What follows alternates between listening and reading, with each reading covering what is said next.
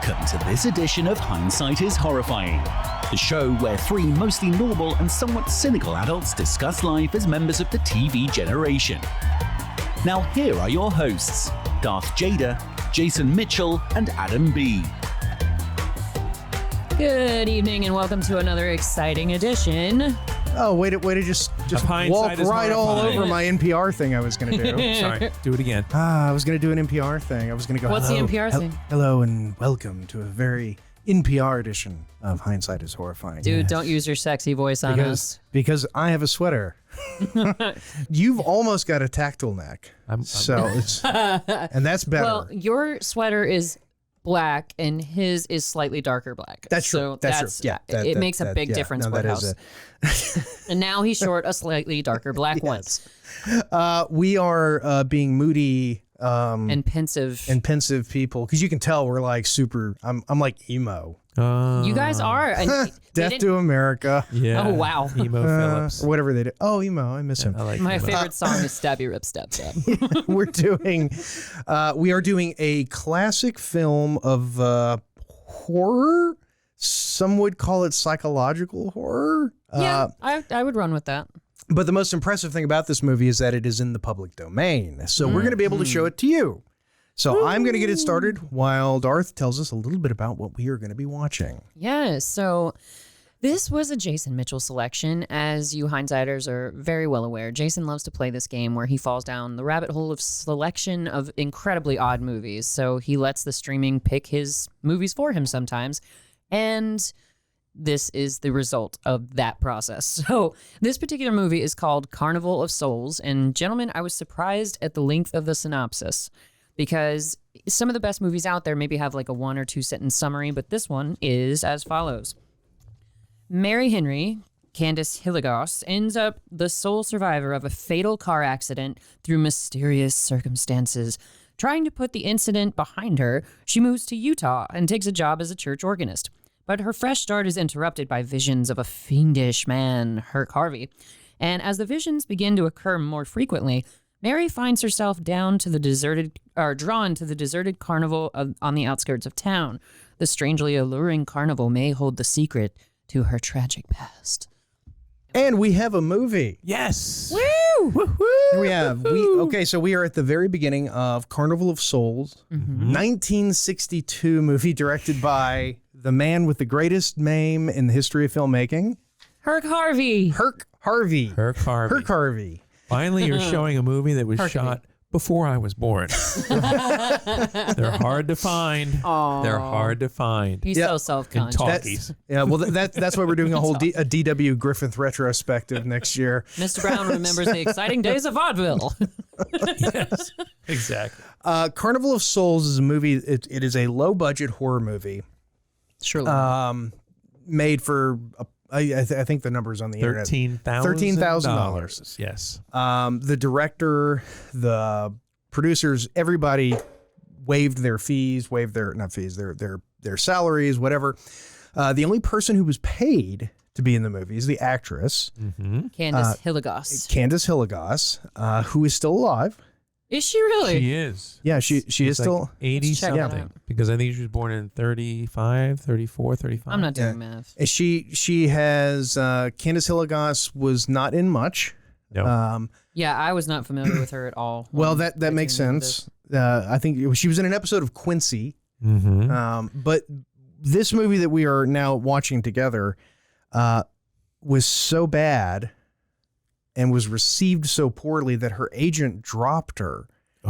Because he saw this movie, and that was it. He was out. We're done. We are done. And presumably destroyed her career. That sucks.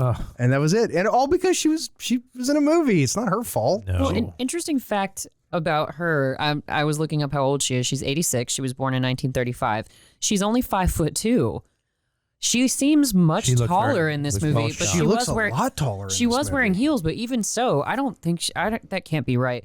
But the interesting part is that she had a spouse, Nicholas Coster, and the funny part here is that their marriage seemed to have ended in 1981, but the date that they got married is a complete mystery. It's not reported.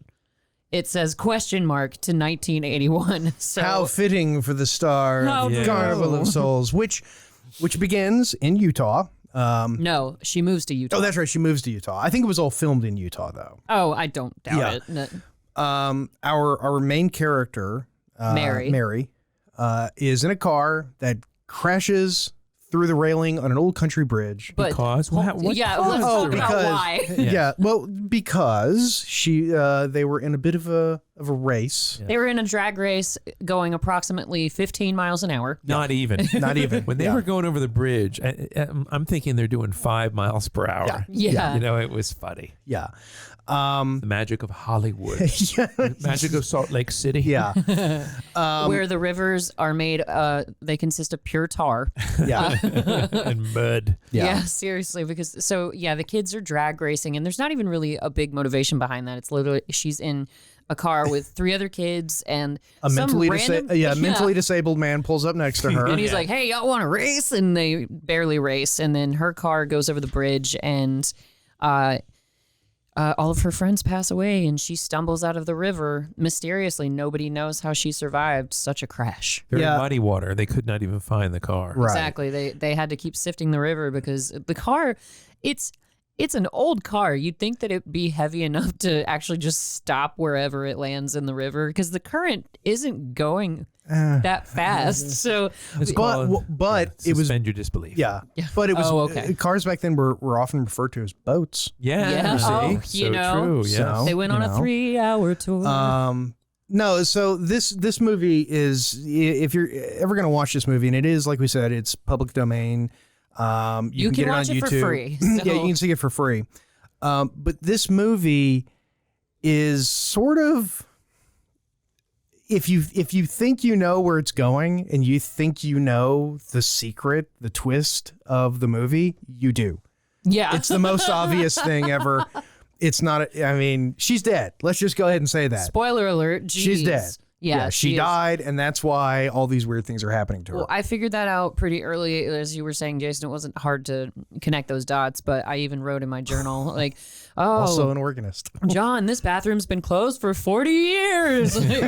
But the entire movie is literally just her having some sort of out-of-body experience, fever dream before she dies. Yeah, that's one of the problems. They never actually explain why it was that she whatever. Yes, I just wanted to show the audience some of the magnificent cinematography Oh, yes. that you get to see. I mean, this is why motion pictures were invented, so that people, they could actually go and see office buildings like this, or they could see like small carpenter shops.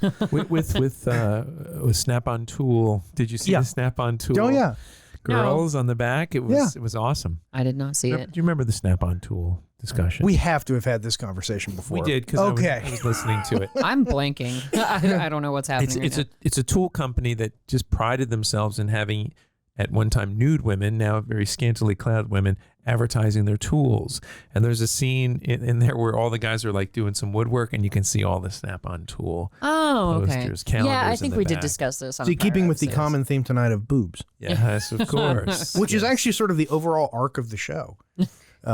Do tell. I don't know how, but Isn't it always the arc of any show for a man? Like that's well, boobs are a primary focus. speaking of boobs, I want to get back to Mary. Yes. Yeah, the dress she wears, it's rather flattering on her figure for Yeah, sure. it's kind of hot. Yeah. she's hot. I like her nose. And she Like doesn't that. look 5'2" here. She's got a bit of an Uma Thurman look, but not as severe. Like she's got softer features. but Yeah, she's much got those softer, big yeah. eyes, just like Uma Thurman.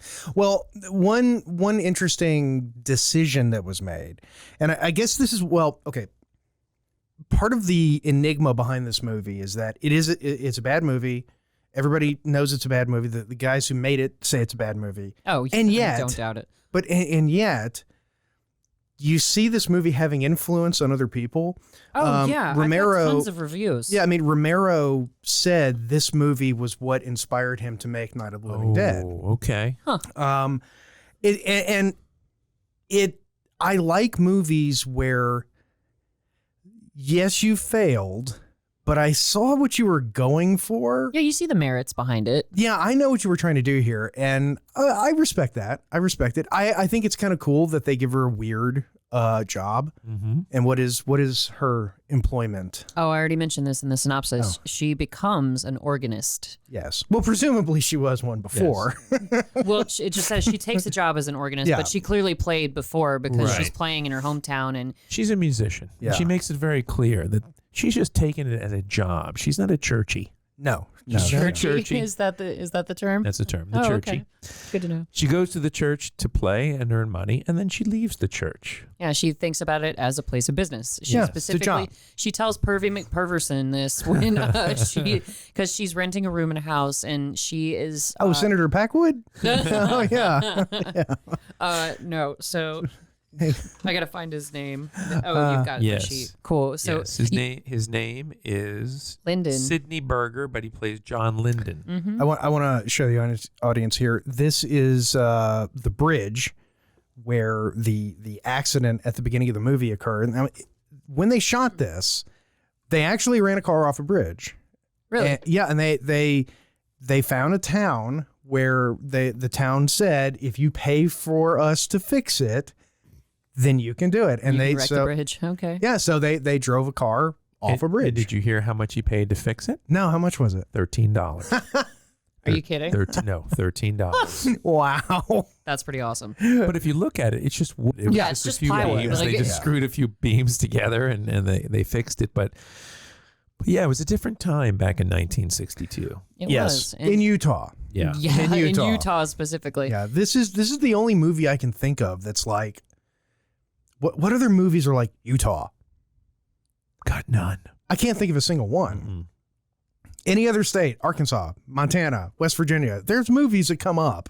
Okay. Utah, Not so much. Book of Mormon. I don't, I don't know. Yeah, that's a good point. But But so Mary's skipping town Yes. to go start her life anew.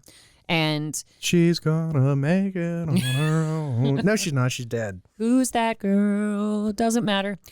Because she is dead. Yeah, you come to find at the end of the movie, because at first it seems as though she mysteriously survives, but she goes through these bizarre series of events while she's trying to start her life over. And Jason was correct. They never explain exactly what this is. It's not some fever dream, or you really don't know what it is that she's having. Maybe her brain is in the process of dying after she's in the car crash. But I didn't even think about that. That's pretty impressive. I didn't. Jay. I think I lived you to might be the impress. first. You might be the first person to ever posit that theory about this movie. well, because you have to wonder. Well, because think the theories usually are that she died and for some reason death didn't get her, and like She's in purgatory. Yeah, like Right. it's typically interpreted as she's a ghost. Okay. But that is actually a very interesting take, that she is still in the process of dying. Yeah, that's what I would think, because Oh. it's almost like when you have fever dreams just when you're sick, what the changing temperature of your body, the discomfort while you're trying to sleep. I have crazy dreams when I'm sick because my body just can't settle down and get comfortable, and I have the most bizarre dreams when I'm ill. So that's what this made me think of, is that she's traumatized, like her body just went through blunt force trauma, fell off a bridge. You don't know. The director. We'll get to that, but yeah, it comes full circle when you discover at the end Mary's dead in the car with the rest of her friends. yeah. So none of the movie actually Spoiler happened. alert. Besides Super the car spoil. wreck and the race, none of this movie actually. Which happened. I actually think it's good to have this movie spoiled, because if you watch it from the standpoint of having no interest in resolving the mystery, I think then you can just concentrate on. Gasp! Crash. Yeah, I know. I wrote that in my notes because Mary has these visions. As I mentioned in the synopsis, she starts seeing this very spooky spirit The man. We'll call him the man. And yes, he is the director. He keeps popping up at inconvenient times and scaring Mary. And she's in the middle of driving to Utah, and she's in her second car crash because she sees the spirit hovering outside the window of her car. And it's so underwhelming because it's literally just gasp, thunk, and nothing know. happens. Yeah, she needs to avoid cars. I would say maybe, I don't know, buses would probably be okay, but I'm kind of thinking now maybe if she was on a Greyhound bus, it would like go off a cliff and into the water and She tried to get- explode. Yeah. Or there could be Sandra Bullock would be creatures driving. in the bus. yeah. Yeah. But the and I will say the genius, because there are little flashes, I think, of genius in the movie. Oh, agreed. In the artistically whacked out moments. Ladies and gentlemen, Alcatraz. Oh yeah, there's the Carnival. Yeah, the Carnival, which was a real place in Utah that was abandoned, and apparently like that image driving past it made him go, I want to make a movie. He conjured the film. Oh, Yeah. okay. Yeah. That building is the reason this movie exists. Very cool. But there is this sort of, And now it's a Macy's department store. yeah. But you said Or the whatever. truly whacked out moments. Yeah, the abstract moments of the movie Uh-huh. are really good and creepy, and they kind of keep you guessing a little bit. You don't know what the abstract thing is going to be next. Right. So it's like, oh, well, that's weird. That's interesting. What's going on? And, the unfortunate part is that it's basically a crappy 50s or 60s B movie with those touches of genius. So it's not something that's going to survive in the market. Now, of course, it has become a cult hit. Yes. There was a remake. Re-release and a remake. Yeah. Really? Yeah, the remake was... How do you guys get all this information? I Googled We articles call about it this. the internet. I have know. we have I books couldn't at find home. much. We have books with every piece of information in the world. Oh, books, the primitive form of the Blu-ray. Yes. That's It was between VHS and DVD. No, true. But I honestly, when I Googled this movie, I didn't find much information on it. I found some reviews on Rotten Tomatoes. I got the IMDb information. Well, there is a website about the movie and about Herc Harvey. Okay. And there is actually a Leonard Maltin review. Do you remember Leonard Maltin? Vaguely. I think it was from Entertainment Tonight. He was a film critic. I can't remember what TV show it was, but very popular in the late 80s, throughout the 90s. And in 1990, this was re-released 27 or 28 years after it was released in theaters. And Leonard Maltin reviewed it and interviewed Caitlin Hilligoss. Herc Harvey. Oh. No. Candace. Candace. Yeah, he did. Candace Well, Hilligoss. Candace did. She did have a little bit part in this interview, but they interviewed Herc Harvey, and he was talking about it's kind of amazing that this horrible film is being resurrected, and that my whole swan song, so to speak, is this one film, and it's coming back, and so. Yeah, it was pretty cool. Yeah, I mean, you got to think, 99.99999% of people who try to shoot something are just forgotten. Nothing they make survives. Absolutely. Nobody cares about it. This guy made a movie that is, I mean, for God's sakes, there's a Criterion edition of this movie. Right. If you can buy the Criterion Blu-ray, fully restored, special edition. And I found a review by Matt Brunson that actually agrees with a lot of the points you've been making, Jason. He says it's one of those unique horror movies where the low budget, gritty footage and rough performances combine to create not only an unsettling atmosphere of dread, but also a study of existential angst in the face of unimaginable horror. Yeah, and I like think that's a pretty concise way of putting it. Honestly. yeah, it's sort of like the mistakes actually add up to something. They do, because at first it doesn't seem like there are consequences to anything. It all seems like random bits that are strung together. Right. Because Mary has these sort of episodes where people think she's going insane because She plays obscene church music. Oh, that Yeah, was, oh my God. it wasn't even like I was like, what's so obscene about this? But She was going on a riff, not necessarily playing church music, and then she gets attacked and fired. Yeah, she fires her. This isn't even during a ceremony. This is No. after hours, a little fun she was having. yeah, she never actually got to play for the congregation, I don't think. No. She just practiced the whole time. Or maybe she did. I don't know. She might have. Maybe she but did, I didn't notice. but she's- Well, like you said, she doesn't play much organ. no. To which I said, yeah, go ahead and ask Mr. Linden. Clearly, she doesn't play a lot of organ. She definitely didn't play his organ, that's But for didn't sure. you feel like she was under attack the whole film by zombies, by a priest, By a pervert and- a pervert priest, not No, so no, pervert as priest. But then the next Priest door wasn't a neighbor- pervert. Well, he was, but not to her. What? I must have missed this part. Where was the priest a pervert? He's a priest. Oh, yeah. You're, Come on. literary assumption. Yeah, Got it. of Got course. it. I'm with Please don't molest me. You're not my type. Trust me. you. You're a little too, I don't know, female. Here, I got a fake beard you can put on. We could try that. Just turn around. I got a Boy Scout uniform in or somewhere. So Oh, I God. tell you, I go down little rat holes, like with IMDb. So I Rabbit click- holes? rabbit. Is it rat or rabbit? I don't know. Rabbit holes. I think rat holes are what the Nazis used to escape. Well, I thought rat holes were. No, those are rat lines. I thought that was sexual code for something. I but go down the move on. rabbit hole. So the guy who played John Linden, who was a very uncomfortably froward fellow. Yes. I mean, he was all over, Mary in this whole film. Yeah, he was uncomfortably pushy because, I mean, there's. Do girls have to endure that kind of stuff? Oh, hell yes. Okay. All right. I didn't, I've never been a girl. That we know of.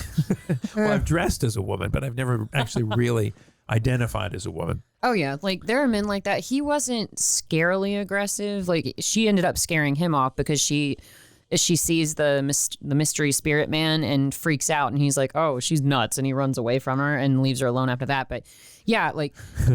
Which is a flaw in the movie, by the way. Because that dude... Nothing's gonna. If he thinks he can get laid, and she's like the only woman his age in the town, so. He's gonna deal with it. Yeah. Do you mind if we use my gag ball so I don't have to hear about the creepy guy?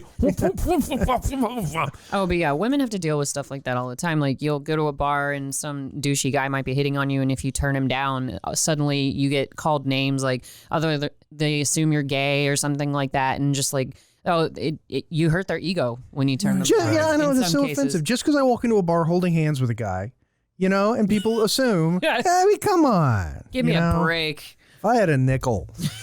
But yeah, some I'd guys have 8 do nickels. get uncomfortably forward like that, and it's really annoying, especially when you're like a bartender or something, and it's like, oh man, she's paying attention to me. Well, yeah, that's my job. Well, tell us more about this actor. Yes, I have please. to tell you, that's exactly where I'm going. So I went down the rabbit hole for Sidney Berger, John Linden, because I was attracted to the pervert. I don't know why. And as it turns out, he only had 2 roles. He had a role in Carnival of Souls in 1962 and Carnival of Souls in 1999. Oh, he actually he was a bartender. Okay, now I got to see the remake now. We got to. I've never seen the remake. But then I think to myself, oh, here's a poor broken actor, probably got 2 roles, never did anything else. Well, as it turns out, he stood up an extraordinary theater educational program at the University of Houston and trained many professional actors. Yes, the Dennis Quaid, Randy Quaid. Randy Quaid. Did he instruct them in the Linden style of lechery? Well, I do believe that was a character because they said he was the sweetest, most wonderful guy, as long as you did what he said. Yeah. No, he is. If you're watching the movie, he's very much of a pervert. But he can't have sex against a woman's will without thinking about rape, though. But what was that? Who was it's a Family Guy joke? No, but I sent you the screenshot. I sent you both the screenshot. Jason didn't read it. Yes. What's the show that Jason really loves? The Big Bang Theory. The Big Bang Theory. Who's the kooky? I was kidding. Yeah. Jim, what's his name? Jim Parsons. He plays Sheldon on The Big Bang Theory. Jim Parsons was one of his students. If he had never stood up this program, there might not have been a Big Bang Theory. Damn you, Linden. Damn you, Linden. Yes, but nevertheless, so he worked there for 40 years. That's cool. That's really cool. Years. You can imagine what those classes were like. It's like, now, if you want to be a lech, like I want you to access something. Reach for the primordial. Do you remember when that man touched you wrong? Access that. Yes. It's your strength on stage. It's Aaron, and in come film. here. I'm going to reenact my only film role with you right now to show you how to get into character. It's just Spike a woman's coffee. We're going to do some method acting now. You imagine him like always coming up with, well, this reminds me very much of the time I was with Herc Henry, the legendary director. Herc Harvey. Harvey, whatever. The legendary Herc Henry. Buck Henry, now that would have been better. And he just rotates through all the women in his class. Let me demonstrate a love scene as from Carnival of Souls. But yeah, I'm forgetting what's the Aunt B? lady's I name. can't remember her Yeah, name. she does look like I gotta Aunt show B. you. Watch when she turns and she puts her. I know this is minor stuff. Did you see the continuity error? She actually turned and then suddenly she was two stairs down. She jumped. Yeah, she beamed because she's a ghost. well, see that. There you go. It's not a spirit. continuity error. It's like Star Wars nowadays. Anytime anything sucks, you just say the Force. The Force. Yeah. Yeah. Oh, How does she's the a ghost. lightsaber know to stop? The Force. Yeah. But yeah, so Mary has taken a room at this old rickety house that is run by landlady. I'm trying to find her name. What is Satan Mrs. McMurder Mrs. woman. Thomas, the landlady. Oh, there she is. Okay, yeah, Mrs. Look at that Thomas. cinematography. So Mrs. Thomas, and this was something that I found incredibly funny, is that the landlady is super. She's got a loose policy when it comes to baths. Like, So you can take as many baths as you want, as long as I can watch. well, I guess it's a question of like the water heater back then, especially in a larger house. I don't know, but I missed the conversation. Yeah, I mean, it would until- be, you had to pay, baths are expensive, you know. If you Yeah, get- that's a lot of water that you're using when you take a Yeah, bath. I mean, when you have a little kid and they like to take a lot of baths, I mean, your water bill goes up. Yeah, you know, that or your makes heating sense. bill. But she's a woman living alone without a man, so she needs a got bathtub with a faucet. Oh God! You can Oh my take God, Adam! as many baths as you want. The faucet is quite nice. Here he is. Clutch my pearls. Oh, here we go. Yay! It's Lyndon. Lyndon. And he's- Lyndon's my favorite character. He's the most lively of the characters. He does bring the most energy to his performance out of anybody in the movie, I would argue. By the way, remember when your grandmother had every single piece of furniture and item in this room? Yes, and they were all coated in plastic. But Lyndon, My grandmother never ran around in a towel, though. And she didn't look like that. But she thought it was the landlady. Yeah. And Well, then, because and then of Mrs. course Thomas, he forces his way in. Yeah, he doesn't wait to be invited, but because Mrs. Thomas is supposed to bring up coffee and a sandwich for Mary, and so that's why she thinks it's her. But doesn't he speak? Like, she can hear that it's a man Right. on the Yeah. other side of the door, but she answers in her little towel and then goes to put love her this robe bit. on. Oh, this is so He's like John Lear. such a voyeur. If we were gonna recast this, oh God. Dave Foley. Hello. Hi. Want And some, you know it's the 60s when you get turned Yeah. on when she's in a full robe, but Yeah. just a towel dropping. Oh, I feel it tingling. I feel it tingling. All right, so who a would bit be fizzy. Mary? I'm playing pocket pool right now. Oh, yikes. But so who would be Mary if we recast it today? We got Dave Foley as Mr. Oh, Linden. Judy Greer. Oh, yes. I can't top that. Well done. Yeah, Judy Greer. Well done. Because Yep. she would do the perfect amount. Of crazy. Wait. She would hit that note perfectly. Oh, absolutely. Yeah. And John Linden, like, coming in, you just don't want to spend time with me, do you? You're not my supervisor. Like, that would be amazing. And I'm trying to think 'cause, I mean, there's Mary, him, and The landlady. The landlady. Judi Dench. Match Blake. I'm sorry, you know who Match Blake is, don't you? Remind me. Well, she played Aunt so and so in the Batman series. Oh. I can't remember her name. What was her name? Aunt something. I don't know. But you know why they inserted her, so that they had some feminine presence in an all-male household.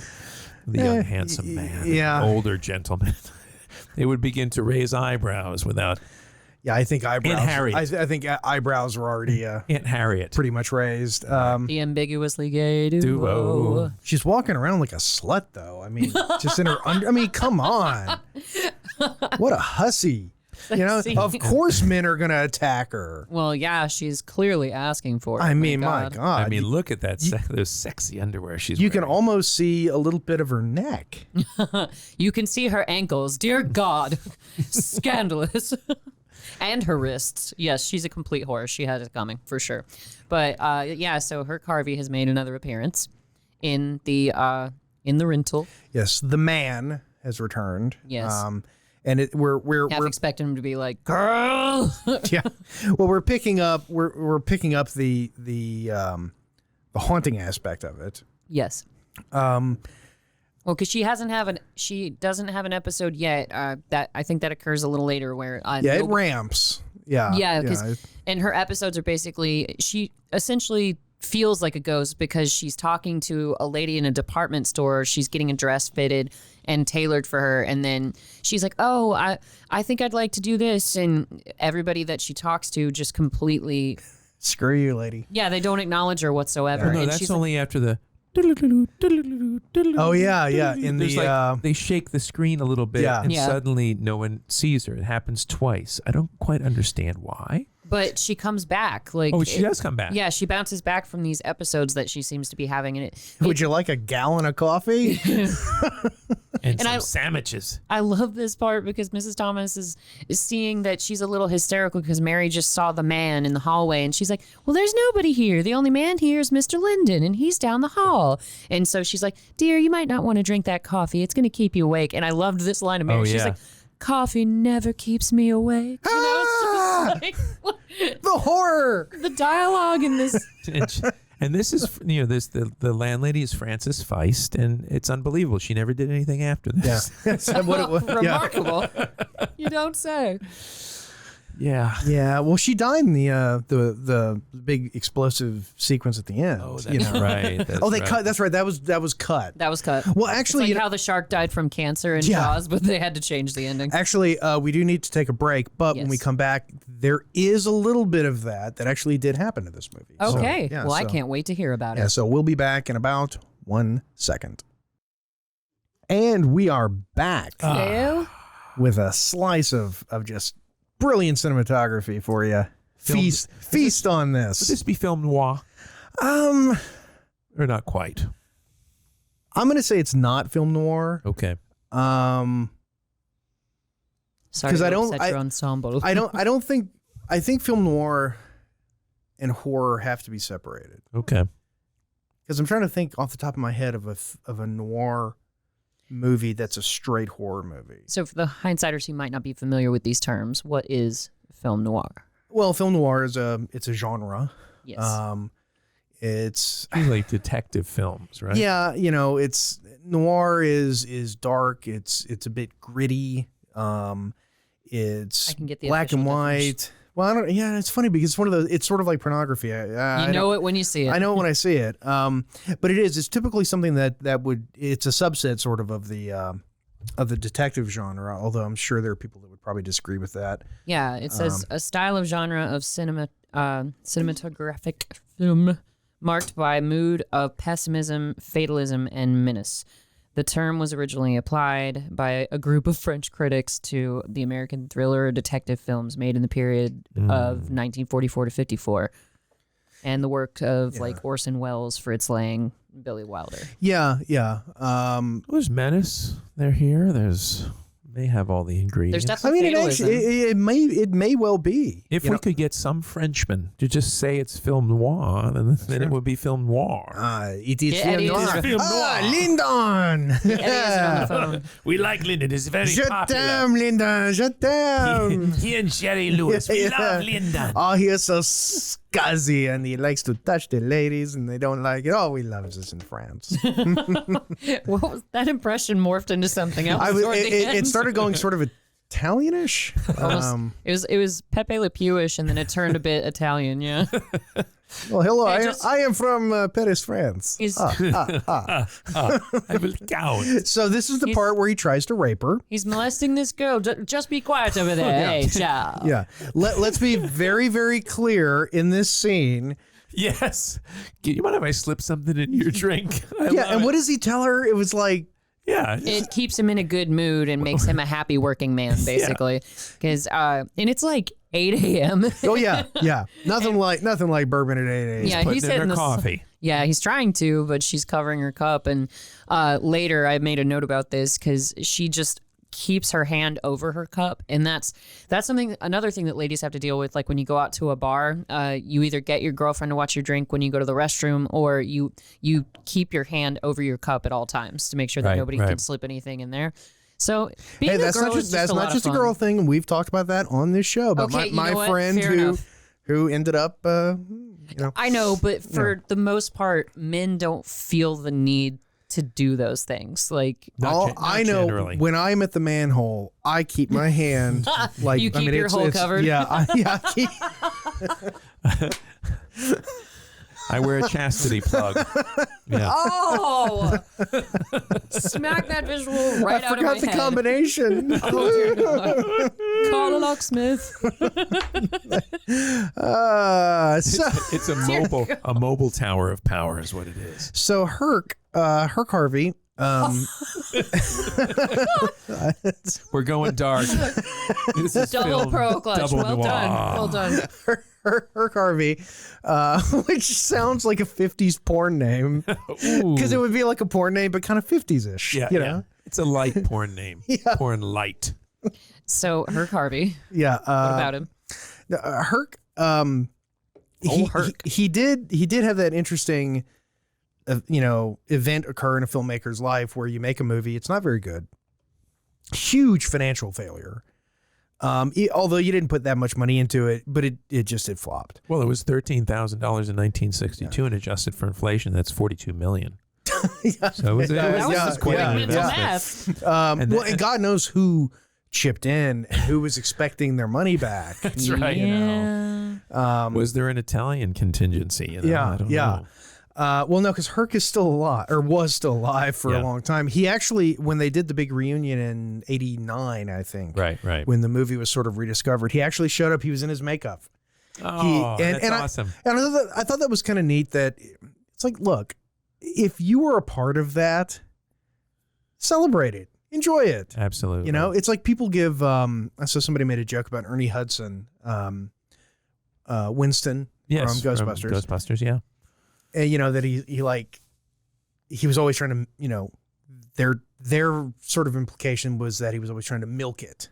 And I'm just thinking, no. Why not? Not really. Why not, man? Oh my gosh. I would live in that jumpsuit. I would my car would be Ecto 1, I mean, if you're a part of that, if you're an artist, And that's a way to really keep your career alive. Like Mark Hamill's taking a page out of that book as well. I mean, he's known as Space Dad on Twitter. He runs with the Star Wars stuff now. He was trying to get away from it for the longest, but now he's just like, screw it, I'm Space Dad. Why not? Alan Hale Jr., he opened a restaurant called Skipper's, and he'd always have his hat with him. Oh, yeah. The skipper at a restaurant called the Skipper. Skipper's, yeah. And he was always the skipper. And like they would ask, were you bitter about it? And absolutely not, because it made him a huge celebrity. Yeah. And here's the particularly pervy thing about Lyndon before we leave that scene too far behind. Tell us more. Is that a guy? I thought it was, you know what? I thought it was someone from Wonder Boys, actually. That picked up on a plane. Sloviak. It does look, Just into collecting weird tricks. But it's a shame she didn't make it as an actress, because she is actually not a bad actress, and she has certain, I don't know, there's a certain appeal to her. Do you see yes, here's the transition. They spilled something on the lens. And now no one sees her after that. It's exactly. really bizarre. But it returns to normal after a while. But yeah, please Lyndon nobody let Marvel know about this movie, because then it's public domain, so they'll make her into a superhero. And I just Black Widow. I mean, I don't want to see something like Carnival of Souls not get the level of respect that it deserves. Fair enough. But yeah, the truly creepy thing about Lyndon, that even if you're watching along with us, you couldn't hear or see because we don't have subtitles. He barges up to her room and he's like, "Oh, I heard your alarm go off. I knew you'd be awake." Like, it's just so and she's creepy. And she's like fine with it. That's what's so messed up. You're constantly waiting for her to say, "Go away, I'm calling the police right now." Right. Yeah, like it, but she's just sort of, well, that's what feeds into Lyndon. No, but that's what feeds into my theory about it being a fever dream as she slowly degrades into final brain death, is because she's like, you know how you have a dream and you're running and you can't get away from whatever's chasing you, or like I had because I used to work in restaurants, Hindsighters, I had a server dream for the first time in a long time the other night, where Gwyneth Paltrow was seated in my section with her kids. She wanted French fries and the cook kept changing what he was giving to me, and so the order kept messing up over and over and over again, and in the dream I can't do anything about it. And that's how she is in this movie. Things just sort of happen to her, and she runs away at times, but she mostly just lets it happen. Yeah. She's a victim the entire time. Yeah. So I wonder if that's like... You're right. This whole dream could have taken less than 4 minutes. Right? Yeah, exactly. Yeah. Because that you typically dream for like 8 minutes before you wake up or something. Well, I don't remember what the stats are on that. I really, really like the interpretation of it as a dying image, because suddenly there's no plot holes anymore, if that's the case. And it's almost like death the whole time is sort of in a hurry. Yeah, and even is like, hurry up, die already. The lights are slowly going out one by one. And you see it sort of in the pacing too, because at first it's very logical. Like a lot of dreams start out that way because you jump in dreams, you just appear somewhere after a while. But sometimes you have something more logical. And in the beginning, she's in a car. She knows she has to take a car to get to Utah. And It's she's anchored. moving. Yes, it's anchored and it's logical because she's starting her life over. She's doing this. But then as the movie goes on, you just, she's back at the carnival all of a sudden. And it doesn't really show her getting there or making the decision to go drive her to the carnival. Yeah. She gets fired from her job. Everything begins to fall apart. Her car is beginning to, the transmission's going. And she's compelled. Right. She's drawn to it. Right. You know? She doesn't really want to be there. She's just morbidly fascinated by it. But she doesn't understand why as of yet. I was trying to see if they did the same shaky effect. Well, and when she comes out of it, which is she's about to.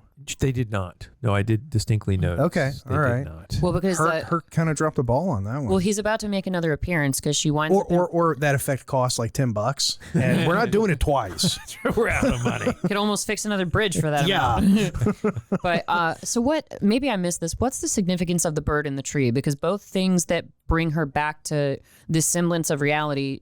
There's this one tree in the park and a lone bird just singing a song, and that's what grounds her and transitions back into her being able to interact with people and then being able to hear her. I don't. I didn't know if there was. I don't know if there's like I don't know if there's like a specific literary.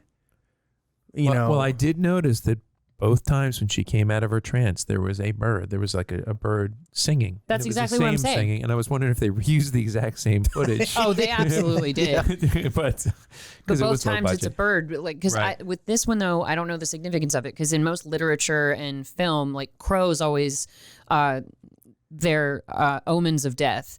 And so they have a so purpose. Unfair to crows. I know that's racist. It is. It's racist to crows. It is, but it didn't show the bird in this movie, so I can't figure out the significance of it. So I was wondering if I'd missed something. But no, it's a good observation. And now, pardon me, miss. You look as though you could use some psychological help. Come to my private office, and I will service you. I was waiting for him to rape her too. Yeah, she's kind of.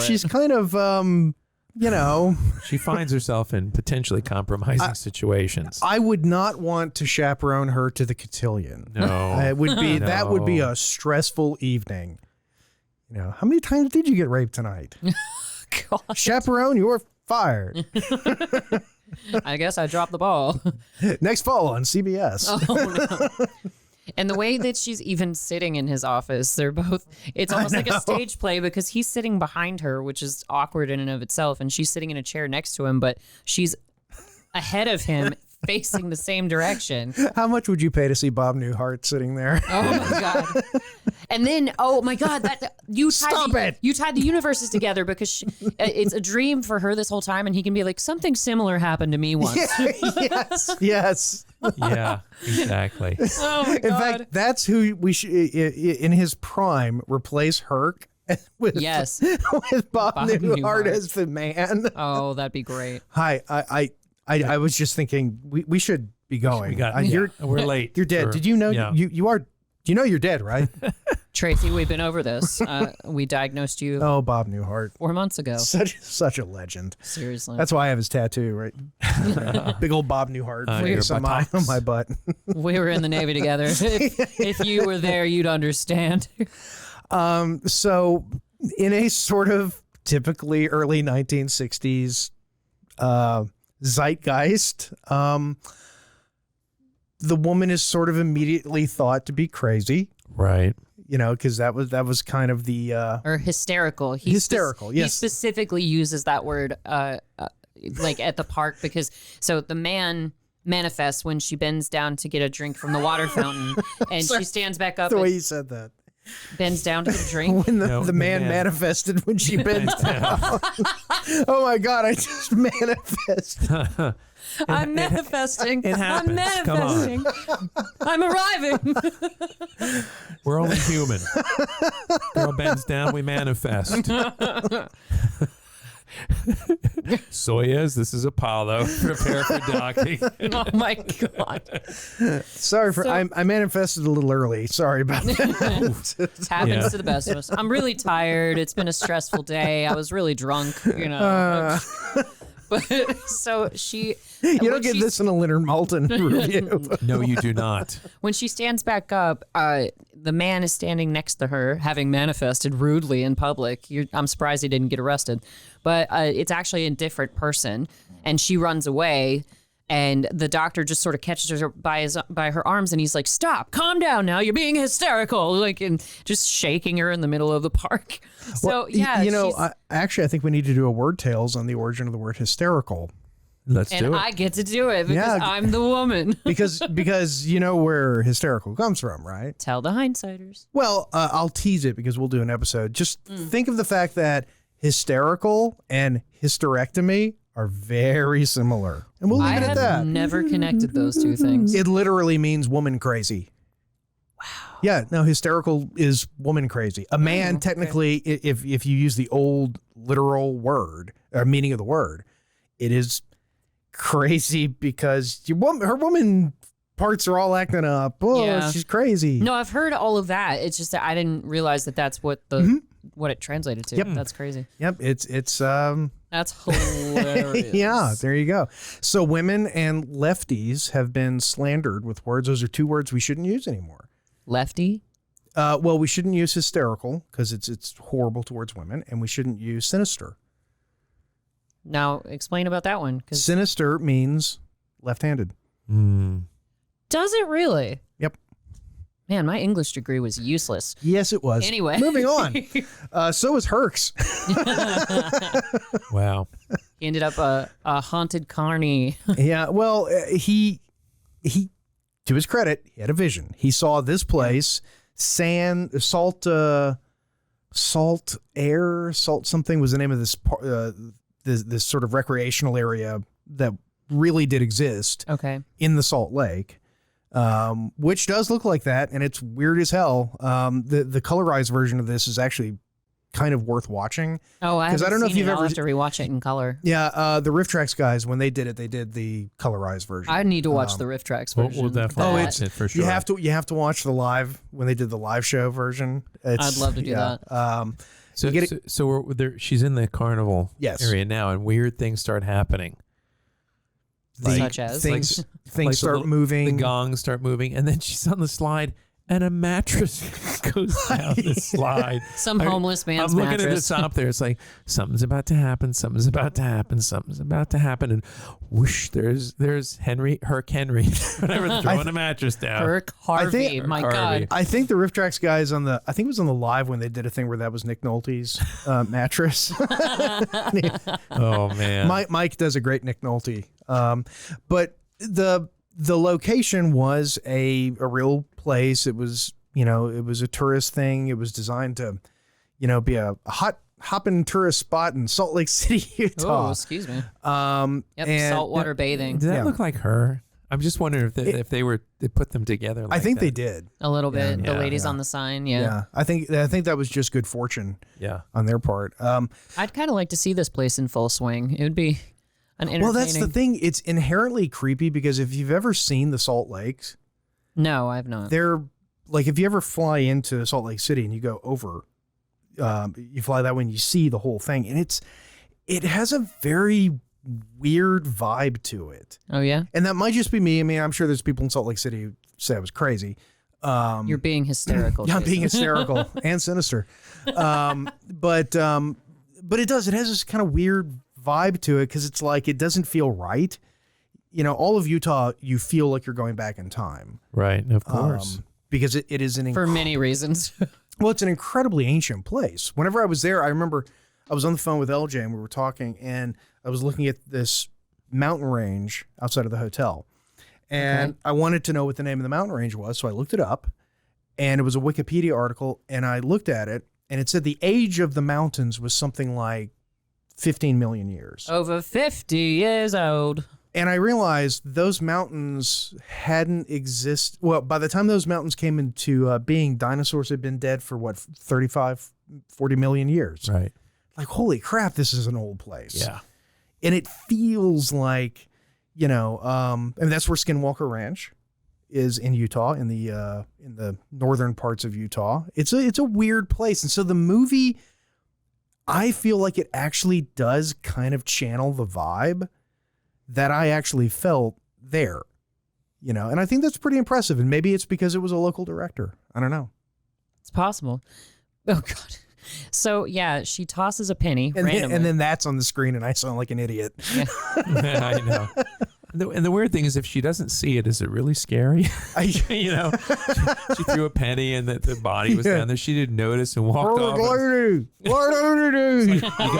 got to splash a little bit there. White lady. Come back here. Oh, son of a bitch. That was a waste of a water effect. I hate this job. But yeah, Why did I take this career? There you go. It skips back. I mean, I know you don't always want to see people traveling to and fro in a car. It's a waste of film, honestly. But it starts to skip, like where she's at the carnival, and then all of a sudden she's back at the rental. And Lyndon, of course, he finally succeeds in taking her out on a date later in the movie. Which is the most uncomfortable, awful scene. So awkward. It is. I get like my skin crawls watching the scene with them with them on their date. But I wanted to say I teased at the before the break about there being some sort of an error, losing film, stuff like that. Oh yeah, Yes. yeah. According to Herc, there supposedly was another reel, and the reel contained elements like. I think there was like a whole sequence with like the dead in a dance hall dancing, and there was other stuff. They did dance in this movie. It was different More dance. dancing, different dance. It was stuff that established a little bit more what was going on. It was a safety dance. But apparently this The reel dead don't dance, and if they don't dance, and they're no dead of mine. Yes, thank you. This reel though. Contained these sort of exposition moments that would have made things make more sense. Okay. Supposedly. And they lost it. Yeah. Allegedly. It was overexposed and ruined. Now, whether or not I believe that, maybe. It's a convenient. Yeah, it's a convenient excuse. out. Yeah. You can always say, "Oh, there was a reel with all the stuff that would have made it good." Yeah. But I lost that. Yeah, that was overexposed. The developers, those damn developers. Oh, she's about to play her pornographic organ music. Yeah, it's like I couldn't, and she's all over the place with the damn organ. Like it's clear that she has no earthly idea how to actually play this instrument because she's just like going everywhere with it. Yeah. Can you rock out on an organ? My God, because Oh yeah, fuck yeah, you can. A good person can. Yeah. Deep Purple. Yeah. Machine. Okay. Yeah. The one thing about the movie that I think it's sort of screws up. Like you see this possessed look she gets doesn't make sense to me either. I think there are several continuity errors as far as that goes because it's like, okay, now she's suddenly possessed. But see, that it's like you said, though, there aren't really mistakes if it's a dream because, yeah, okay, maybe this happens now. It's just a random sequence of events and she slowly just unravels. Yeah, hypoxic hallucination. Well, what I was going to say, though, is what I think makes it kind of fail a little bit is, she sees things like, cast out the devil. And there's this implication that she is being followed by evil that wants to do bad. Uh-huh. And if it's a dream, that's fine, because that would be her interpretation. Death is evil. It's coming after me. It's going to kill me. That's bad. And I think that makes it only a good movie if it's a dream or hallucination, because if it was real, I don't understand the evil part of it. Yeah. Like, is death evil? Is it being deliberately hurtful and, trying to be scary and kind of pulling it off in that shot? Yeah, that's really spooky. The man coming out of the water. Yeah. Because it's Thriller. The water sequences with the Hot Topic staff. They don't actually. They're way too thin. They work at haunted houses in October. And also, you can tell this movie was made in 1962 because none of them have Jack Skellington tattoos. Well, none of them are overweight with Jack Skellington. That's true. Yeah. Fat girls with black hair get tattoos of me. Gotta love it. But yeah, she's just like, She's going like Elton John on this organ, and meanwhile the dead are all. I mean, Yeah, there's like over crank with the waltz, and there's nothing worse than meeting a girl who can't play the organ. I know, right? It's just like, come on, use your hands like this. Yeah. Right? It's like, I'll still sleep with you, but just lay off the organ and let me do the work. Be in my movie. And here we go. Yeah. See, he's helping her. Look, he stops. but then it transitions back profanity. Yeah, profane, sacrilege. What are you playing in this church? Have you no respect? Do you feel no reverence? And he's just That's where it became Footloose, right there. Yeah. gotta cut footloose. But she wasn't dancing. Yeah, she wasn't dancing. But she was, tickling the organ keys. Yeah, tickling the organ. Maybe they just didn't mic. pearlies. Maybe they just didn't mic her when she was singing "Highway to Hell" at the same time. Singing Detroit Rock City. Rock and roll. But yeah, well, no, she's instigating dancing. That's even worse because those kids wouldn't be dancing if she wasn't playing that satanic music. My gosh. I feel like. Oh, good. She's got her copy of the Great Organ Classics. Don't leave without those. Nope. That's a riff track joke. So she gets fired. She gets fired, she slowly leaves the church, which may be a ship because there's like a thing back there to tell the engine room to go faster. If you look carefully, there it is. Say, or he just likes to pretend he's a steamboat captain. Is it an engine order telegraph? Is that what you're saying? Yeah. Ching, ching. Maybe he does the toot toot sound on the organ and he pretends being a pirate. He's Steamboat with Willie. his leather chaps on. Oh my. Hey, he was at the bear trap this Lyndon! weekend. Lyndon's just he's smoking a doobie. Our favorite character. He's waiting for Mary to get off work so he can take her out for a drink. Well, back then they used to roll their own cigarettes, so it looks like he's smoking a doobie, but it's probably all tobacco. Not wacky, just tobacco. Yeah. God. But yeah. Oh, are you stalking me? That's so that sweet. Would be super. Oh. Well, I mean, that was a kind of thing that was considered romantic back in the day. Like, I think you told a story like this on a previous episode where it's like, oh yeah, my husband used to follow me home from work every day. And it's like, no, it was a comedian I saw. I can't remember his name. But he had a bit about like hearing his grandfather talk about, and I met your grandmother. She wouldn't have anything to do with me. And I went to that flower store she worked at every single day, and she finally agreed to go on a date with me. We've been married 50 years, and he's like, you stalked her and just broke her down. She basically has Stockholm syndrome. Yeah. That's hilarious. We're at the most uncomfortable scene in movie history. That is not beer in those bottles, and he does not know how to pour beer because he's just pouring it straight like a soda, the way some people do sometimes, and it's infuriating. He's pouring it like a guy who works, in a dinner theater company. And is trying to be a tough, angry drinker. Why don't you tell us what's about his happening? drinking? Yeah, what's going on in this scene? Okay, so he takes her out for an adult beverage, and Mary is being standoffish and aloof. But she's afraid to be alone, so she's using him for company so that she can feel safe. He thinks she's running hot and cold on him and being a tease, and he's kind of aggressive with her about it. He's just he's rather aggressive he's with her about it. Yeah. And this throwaway bit right here where another guy at the bar sees the date and he's like, "Oh, I'm going to go talk to her." Let me have a shot at her. Yeah, I'll break her in for you. It's like, does that really happen? Like, you're out on a date with a girl and a guy like comes up to you and he's like, "Hey, let me see if I can steal the girl that you're with." Like, yeah, that's a foul. Yeah, that's a foul. Party foul. But hey, I'm gonna go steal your girl. Well, she is the only woman in town. Well, that's true. As far as I can tell, who isn't like 80 years old. Yeah, the only woman under the age of 80. Yeah, so she's a hot commodity. I think that happens. I think guys get competitive over women. Well, no, sure they do. But to actually declare it, though? Yeah, because guys have done that to me in the past where, like, I can tell that each, like, one of them is trying to compete with the other to see if they can take me home, but it's never, hey, see that girl that you're with? I'm going to take her from you. It's not like they take off a glove and slap you in the face with it. It's a covert challenge instead of yeah, exactly. Instead of an you want to ride the snake? You don't throw the glove down, right? Exactly. Wait, I was trying to do a Top Gun or a Iron Eagle reference, but that came out sounding dirty. Right. Actually, sorry. That's different. Oh well.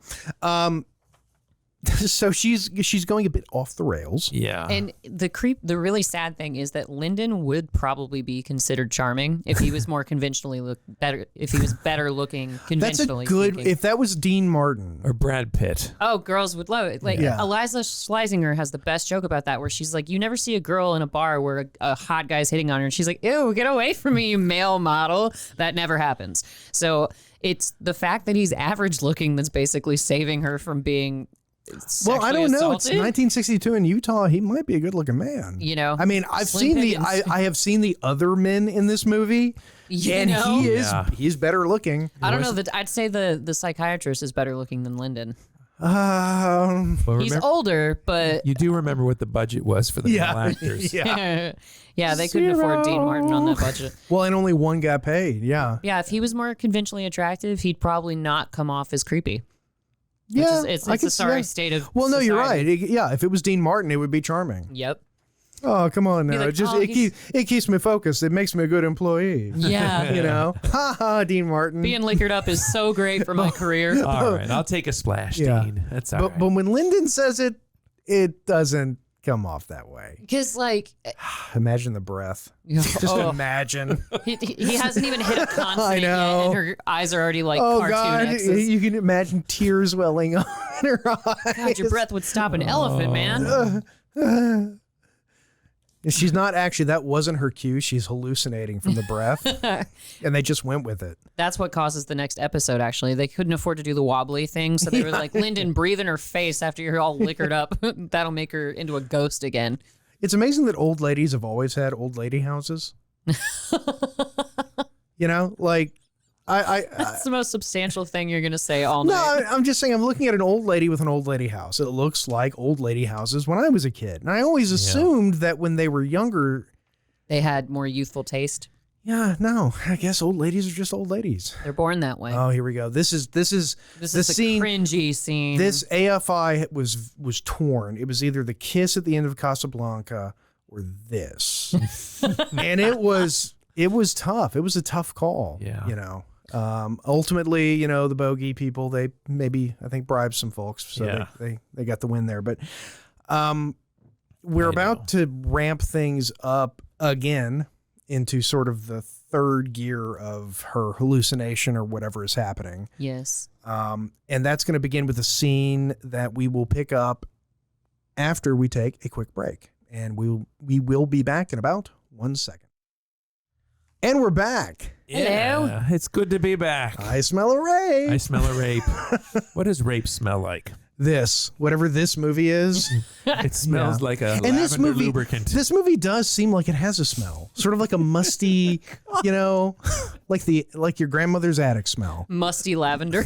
Musty lavender. That's my porn name. Mine is just jade. I don't have a very successful career. Musty lavender and jade.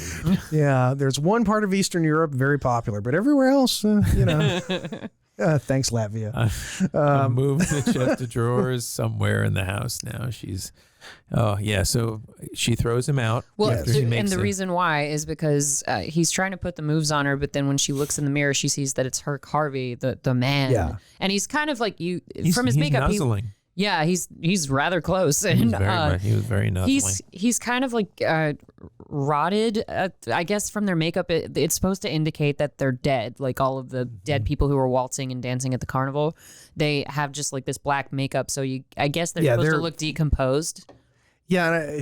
But you look up and a decomposed face is gnawing on your neck, and you're just like, ah, and she freaks out and kicks Lyndon out, and he's like, oh, this bitch is crazy. I'm out of here. She doesn't kick Lyndon out. Lyndon leaves. He leaves. She wants Lyndon to stay. She's like begging him to you're stay. Right, you're right. Yeah. And he's like, oh, sending him mixed emotions or mixed signals. Yeah. You know, go. Well, stay, we've all go, dated girls stay, like that. go, you know. stay. I mean, you know, how many times have I heard there was a horrible dead guy biting on my neck thing, you know, sure. Okay. Yeah, I mean, I get it. If you don't like me, just say it. I just tell the people that, you know, the fellas, that there's a bat in the attic. Hey, you want to come over and help me find this bat? Hey, girls, I'm just saying girls have wacky excuses for kicking guys out or inviting them over. Gilmore Girls fans will get that joke. I don't know what I would say in that scenario. Well, you've removed a bat before from I your have. house. So. I rescued You the little rescued guy. him, yeah. Yeah, I said you removed him. Yeah, I did say hurt him. See, that just sort of depends on your age and how let's say eager you are to please the woman, because you want me to do what? No. No. You want me to do what? No, I'm sure there's some other guy out there that will do it for you. Oh, goodness. But this was so sad. The doctor came down and told the landlady she was having mental health issues. And the first thing is, I hope she gets out of here. Yeah, they both have zero sympathy for her. They're just like, she's strange. Well, it's like you said, Adam. I mean, she's under attack by everybody. Everybody in this film. Yeah, and she just keeps falling victim. And well, once again, it seems like every character is driving her to the Carnival. Right. It's inexorable. It is. She is going to go there. There's nothing she can do, and she seems to know it. Right. Right. And that's the other thing, is that she's not even like fighting it. She's just trying to be normal. Like she's not raging against this. She's not really taking any action to stop it. Yeah, hence the helpless feeling of a dream. And everything breaks down on her, or somebody's terrible to her. Like even her car won't let her escape this town. Right. So death it's closing in on her just in different ways, in like different symbolic ways. Like everybody's treating her badly, or there's just no means of escape for her. So yeah, she goes to get her car fixed, and per Wonder Boys, I bet she could fit that car's a tank. She could fit a tuba, a suitcase, a dead dog in the back of that trunk. Just like the ads. You could fit you could fit Iron Man and Spider-Man back there. Oh my God. You could. Especially if they cozied up real close. That's what I'm together. saying. Then, I mean, in the suspension, it would just be like, in those old cars. Well, I gotta go play the organ somewhere I love else. a good period movie. Where did they get all these vintage cars, though, when they shot this? Yeah. They were just on the street. Yeah. Because it was... 1962. Look at I love these cars when you see them stop suddenly. Yeah, it's like lurching. and I'm texting Jade. I'm like, ask Josh, how often do they let the customer drive up onto the lift? They do not. And then They might have in 62. In 62, they. Lady, come on. Because somebody had to be, the spark that said, inspired that rule of, hey, maybe we shouldn't let people up on the lifts, because if they fall out and break their neck, then it's like, I'm going to stay in here. Can you I'll just ride the lift up. You know? Do you mind if I Well, I just mean, sit yeah, in here? it's sort of like you can't take a gas can full of gasoline on an airplane. But someone had to come up with that rule, and there was a reason why. It's Something had because to happen. somebody did it. Yeah. So she goes for an oil change. I believe his name was Ricky Nelson. Oh. Sorry, I had to throw that in. Look that up, Hindsighters. Google it. Ricky Nelson and airplane. And was he in the same plane as the Big Bopper? I can never remember that. No. So No, that was different. Well, and this is another thing and it might just be an error on the movie maker's part. What? Well, no, but it could lend to the fact that it's a dream, or it could just be a mistake, because she's up on this lift, like you mentioned, Adam, and then suddenly she's walking on the street. No, but watch. No. You get the doodle-doo, again. Someone releases the hydraulics. The car drops. Oh, it does? I must have missed that part. And then she opens the door and gets out. Yeah, so watch. She sees the man. Okay, I missed this when I was watching it last night. And then someone opens up the hydraulic relief, which causes the car to drop down. Oh. And then... Well, never mind. You just dashed my whole She gets theory. out and runs, and someone with little tap shoes... Hey! That was my joke. But you can have here... See, look. Releasing the... I guess that's hydraulic release. That's all I could think of. They lower the car back in. Okay, I must have gotten up to refill my drink or something when I was watching this, because I completely missed this part. Oh, man. Is there like hydraulic fluid all over the damn shop floor now? That's going to take forever to clean. My God, yeah. You know, like, who wasn't paying attention at the shop? It was probably Kyle. Probably was Kyle. And you know what? God. If it was Kyle's name on the deed, he'd pay attention, let me tell you. Exactly. He's going to pay for that. She opens the door, she runs out. Oh? Okay, you're right. And out the door she goes. And then she runs through town, and she's not running particularly fast, but you hear like tap, tap, tap, tap, tap, tap, tap. It's almost like a tap dancer dubbed this running And it scene. does not match. It doesn't match her feet. Dun, dun, dun, dun, dun, dun, dun. Run, riding like the demon that haunts my dreams. Next fall on CBS. Yeah, so she's running around, and what's she seeking? She's trying to find a bus because the car. Yeah, she wants to leave town. Yeah, she wants to leave town, and like the car has been, lowered back to the ground, and I guess they're not going to fix it fast enough, so she's running to the Greyhound station. Well, let me just say this, and here, so look, there's the there it is, getting her little. That was in the budget for her to get the wavy lines, and now nobody sees her again. No, the guys from Riff Tracks pointed out, and it's absolutely true if you watch it. She does the most dangerous movie stunt in history coming up. I'll point it out. Okay. I'll interrupt and point out when she's like, I don't think they would let them do that today.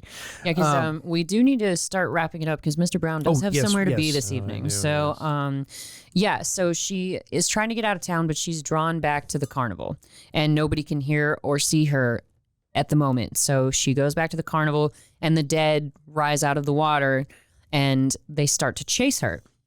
And she dies under mysterious circumstances, even in the dream, because she's running across the sand and they're pursuing her and they're about to overtake her and she falls, which is just so, it's damn typical woman. Like, she even took her heels off. You'd think she'd be able to outrun them, but. Well, you don't know what's going to happen on that day when you're chased by zombies. That's true. You don't know. She just falls. We all would like to think that we're going to be the ones who don't fall. No. You don't know. It's so dramatic when she falls. She's just sitting there like writhing in the sand like, no, they're coming to get me. And it's just so over the top. So she's running through the bus terminal. Yes. Or station. I don't know if it's a terminal or not.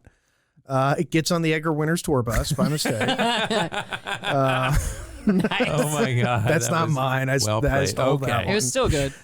Reference. I cite. I steal, but then I cite. Yes. But no. But coming up though, in the shot in the alley, pay attention.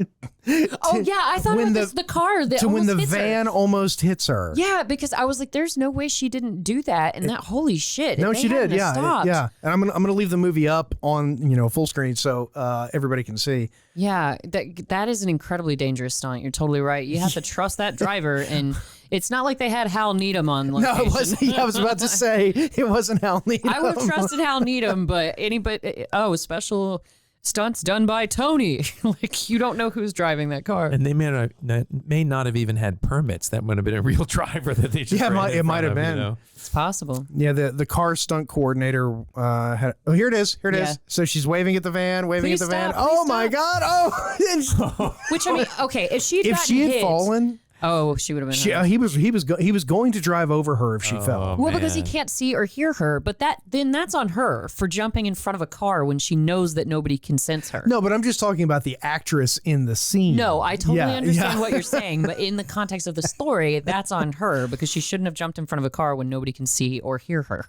So we do need to wrap it up. Right. Yes. Now. This is a movie that is available on YouTube. It's public domain, so go watch it for yourself to actually watch the ending. But we can sum it up by saying that the dead overtake her in a dance sequence, much like Thriller. Yeah, it is a thriller. Thriller. Yeah. At the carnival, she goes to the carnival. She sees the dead people. She tries to get away from them. She fails, and then we see them at the bridge at her hometown where she originally crashed in the car, and she actually died alongside her friends. Yes. So none of this really still happened. in the car. Her fever dream has come to an end. And I honestly think now, I'm going to fully endorse the you like that? not fever dream. It's not a fever dream. It's, I know, it's a dying hallucination. Yeah, but no, you had a hypoxic hallucination. Okay, there you go. It just reminds me of my fever dreams, so that's why I was calling it that. Yeah. But yeah, here's the non-distinct bird. He's about to chirp her back into existence, but she gets overtaken, and then you find out she was dead the whole time. Whoa.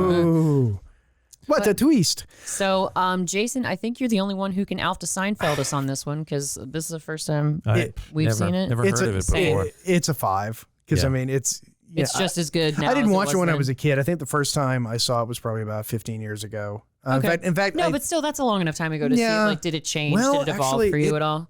It may not even have been that long ago, because I actually have a a DVD of the Riff Tracks version back when it was just Mike. Okay. Which was like 10 years ago, 11 years, something. So yeah, I would say in the years since, I might actually appreciate it more as a movie. Especially now with the hypoxic hallucination. Yeah, I mean, the first time I saw it, it was just a bad movie, and it was fun and funny. There was no substance to it. Yeah, there was no substance. She and Betty Davis could have an eyelash fight. Like, God. I think you're right. I think it probably has become more of a real movie. So yeah, I suppose I'll give it a 7. Yeah, all right, very nice. Yeah, straight 5. And you for know me. how hard it is to put together any film, even a bad film. Yeah, the work that it takes. Yeah, I mean, they did it. They made a movie. They did. They sure did. Yeah. And as I was watching, I was thinking, we got to get $13,000 together and make a movie. Well, and you know, the other or $32 million. Yeah. Yeah, 13. Yeah. Well, and like, you don't see boom shadows. You don't see, like, technically speaking, they did a decent put job. lights with in it. places, had a camera, filmed it, recorded the audio, edited it together. They made a movie. They You did. know, so They did. To me, this is the ultimate turn for her demise. That when it comes to her hallucination, is the one safe place, the one haven she has throughout this whole hallucination is the doctor's office, and then of course Herc Harvey ruins that too by putting the man in the doctor's place. I feel like that's a phrase that was uttered a lot in Utah in the 50s through 70s. Herc Harvey ruined that too. Yeah. Sorry, Herc. I didn't mean it. That's not what I was saying. But he's finally taken over even the safe haven that she has in this hallucination. The doctor. Yeah, he overcomes the doctor. But yeah, so this was a trippy movie, and Adam and I definitely had a lot of fun We did. making comments back and forth as you saw. You should publish those. You know. We'll do a blog post. It wasn't nearly as spicy as our Holy Mountain comments, but no, because we were too scared to watch that one alone. We had to like. Those would be like, commentaries by Napoleon. Someday people will look to these for spiritual guidance. These will be anthologized along with Darth Jader's notes and research. Yes, but I think a little bit on Sidney Berger.